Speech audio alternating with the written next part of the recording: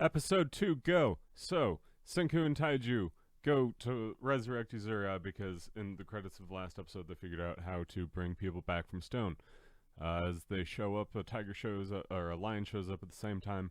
They decide that, hey, maybe we need to get away from here before we add even more lives to this thing's dinner table. So they grab her statue, run away to this dude named Tsukasa, and he is someone that they saw in Petrification in the last episode, and they called him the strongest primate high schooler, and they used that same title again, and that is the weirdest title to ever give somebody. But they resurrect him, and he drops a lion in one punch. I actually almost just called him Saitama instead of Tsukasa because he literally one punches a tiger. A lion is the first thing that he does. And the second thing is he shows off how he is a pretty cool guy. He gives gratitude to the land and everything. But then after he realizes just how cool Senku is, and because Senku shows these guys that they need to collect seashells, crush them down, and that will give them essentially lime. And that helps them make mortar, it helps them grow their crops, and it helps them make soap. And they did the thing. They said that the soapstone is called Dr. Stone. So, yay, we got there. We got there, everybody! So after we got there, Senku totally lies to Taiju and Tsukasa because earlier he said that there were 4 uses for this, and he only tells them 3. We find out what the other use is later and that he was lying, but we don't know that yet. First night, Tsukasa and Senku neither get any sleep. Tsukasa because he's thinking about stuff in a very menacing sort of way that we don't really get to hear anything of. And Senku is busy building a crossbow because he recognizes just how powerful this guy is, and if he, after all, does turn out to be bad news, then he wants, presumably, something to happen. Hopefully you can't hear Duke in the background of this. Anyways, so go to the beach to collect some more shells the next day. Senku and Tsukasa are chilling. Tsukasa has a memory, tells Senku a sad story about how his sister was sick and he got beaten up by an adult as a kid, and how now he wants to kill all of the adults and remake the world in a youthful image where there are no taxes. I really will get into this motivation later. But Senku tells him that, no, that's stupid, you're an asshole, we're not purifying anything Hitler Jr., we're gonna save everybody, and then go to credits as Senku keeps this super crazy strong dude who has started feeding them and provided them with meat, and can one-shot a lion. I don't know why I keep saying tiger. It's very clearly a lion. After he one-shots a lion, this nerdy high school kid just steps up to him, says, no you fucking don't, I'm gonna resurrect everybody, and I'm gonna need you to stop murdering people by shattering all of these statues. End of episode. What did I like? I liked a lot of it. This is a good episode. You get really into the thought process of Senku. I like how they really show off how powerful Tsukasa is. They build him up. They show that, yeah, he kills a lion in one shot. That's an impressive feat. But then they also go to lengths to show that that wasn't, like, a fluke. At one point, he takes down, he outruns and then fights 4 wild boar to the death.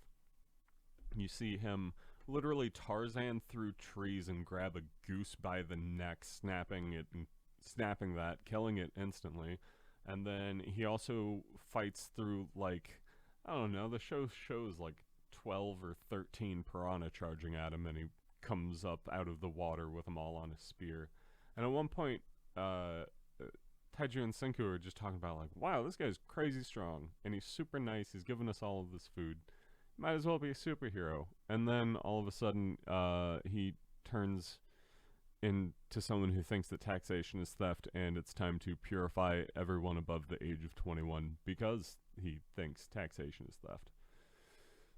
It's a really good way to just set up a villain in one episode. And at this point, like, I really love a brains versus bronze story, and that's clearly what they're setting up. I also like how they point out that they do need this guy because Taiju, he's strong, he's fit. Senku needs him to do all of the heavy lifting in this world, but he hasn't ever fought anyone before. He's not a fighter. There's a line where Senku says, your strength is fitness, not fighting, and I need you as the fitness side. If I'm going to put all of the science together, I need you to help me spin the wheel that I've made. And it really shows a lot of character motivation, and character motivation for the two that we spent an entire episode characterizing most of an episode characterizing before this, further characterizes them while introducing this new person who is just oozing and dripping with character traits and flaws and personality, and I love a lot of that. So yeah, that's the really cool stuff in this episode. What did I not like? I really hate Tsukasa's motivation. I super don't get it. I did for the first time pick up that he says that the dude who beat him up was he beat him so much that his face was completely unrecognizable. So yeah, obviously I don't want a graphic scene of an adult beating a child near to death in my anime, but for you to introduce a Hitler character, I feel like a single beating probably doesn't instill that sort of hatred into somebody. And yeah, I've never, pay your taxes, kids. Like, we want roads, and if you like having roads and schools and police, then pay your fucking taxes. But yeah, there's not a whole lot that I don't like. Yuzura still has those indestructible earmuffs. Still don't know what those are. And spoilery stuff. So I guess, stop listening if you haven't seen further, because I'm gonna get into Tsukasa a little bit and how much I love this guy. I love how it sets up that he recognizes that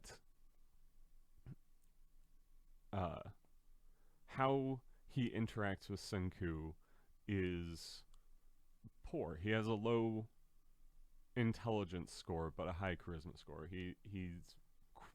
Everybody's quick to get him on their side, but Senku's good enough at parsing out how he's acting that he recognizes that not everything's right with this guy.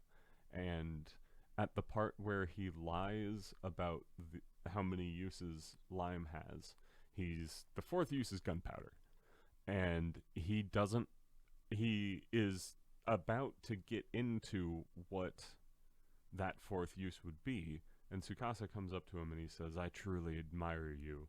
Which is true. I think that he does admire Senku, and he recognizes that Senku is an amazing person and that his intellect is crazy high. But Senku kind of calls him out on this compliment out of nowhere, and he says, someone who sings another man's praises directly to his face has nothing but ulterior motives. And after saying that, Tsukasa just keeps on complimenting him. Like, he more or less spells out for Senku that, yeah, I do have these ulterior motives at some point that you're going to find. And I think it's cool that they set that up and paid it off all in the same episode.